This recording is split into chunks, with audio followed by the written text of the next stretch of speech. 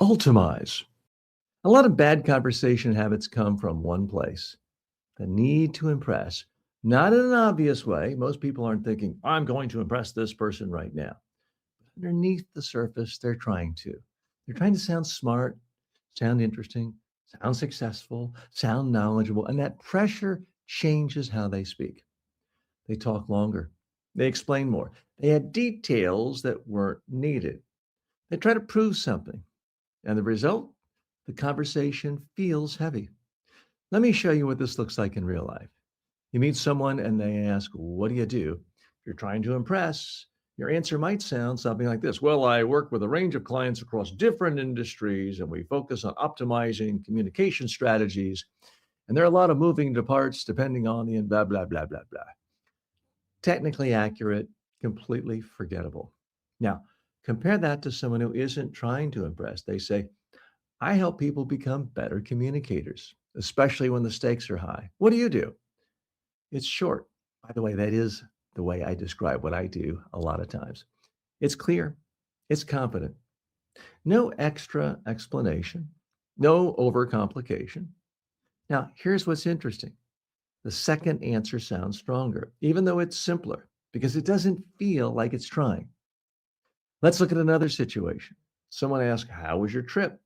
If you're trying to impress, you might say, oh, it was incredible. We stayed at this amazing five-star hotel and we did all these things. We went to all these wonderful spots. And you keep adding, trying to make it sound more impressive. Now compare this to, it was great. There was one moment that completely caught me off guard. I'll tell you about it. And then they lean in. Now they're curious. Now they're engaged. You didn't list everything. You gave them a reason to care. That's the difference. Now, here's the deeper issue. When you're trying to impress, you shift the focus back to yourself constantly. And even when you ask a question, you're often just setting up your own answer.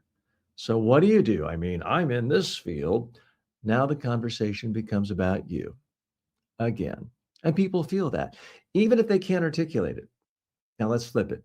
When you're not trying to impress, you relax, you listen more, you ask better questions. You don't feel the need to fill every silence. And the conversation becomes lighter, easier, more natural. Let me give you a very common moment. You're in a conversation, there's a pause. If you're trying to impress, you feel pressure. You think, I need to say something good. So you jump in, even if what you say isn't necessary. If you're not trying to impress, you're comfortable letting that pause exist for a moment. Or you ask a simple question, or you shift the focus back to the other person. Now the pressure's gone.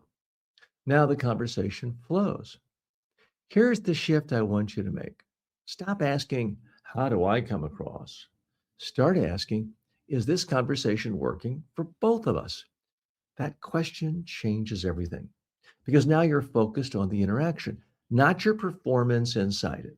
And when you do that, you stop over talking.